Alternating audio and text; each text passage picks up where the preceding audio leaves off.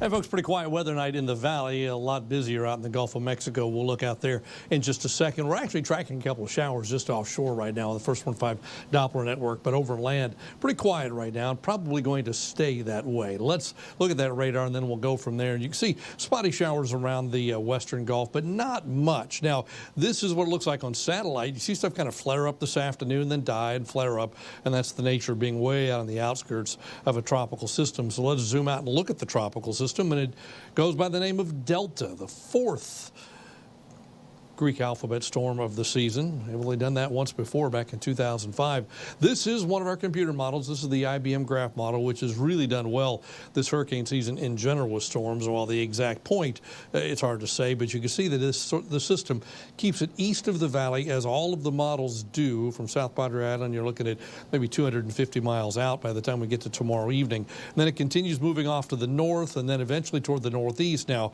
those big swells, we're already seeing a few out there, but they're going to continue to come in, and that's why a coastal flood watch is in effect for tomorrow, all through tomorrow night and into the daytime hours on Friday as well. But there goes the storm.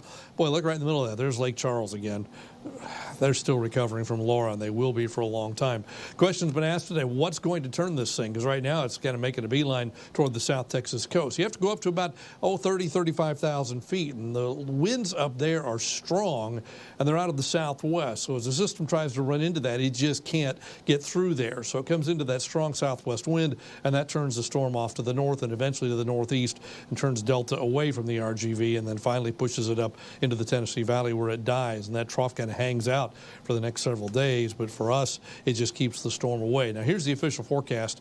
Winds are 90 miles per hour right now. Suggestion is it'll be a Category 3 storm by tomorrow evening, and then maybe weaken a little bit before making landfall, or perhaps right at landfall, and then continue moving off to the north. So you see the window pretty narrow now as the storm's less than 48 hours from reaching land. What does all that mean for us? Well, a spotty shower or thunderstorm possible. You see a little bit of stuff show up there tonight.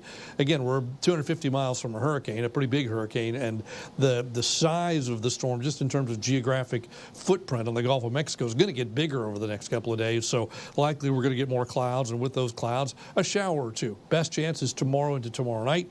Most likely location close to the coast. Speaking of the coast, that's where we have flood advisory, a coastal flood watch rather, in effect starting tomorrow morning, going through Friday morning. Significant coastal flooding is possible.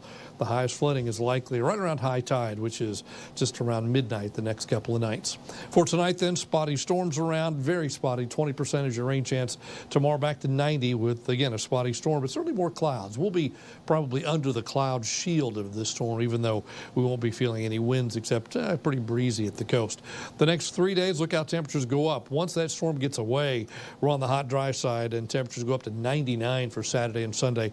Long-range models do suggest a front about Tuesday of next week with a slight chance of rain, but also a slight chance for some cooler temperatures. We'll get those 99s out of here by about Tuesday or Wednesday. That's your updated First 1.5 AccuWeather forecast.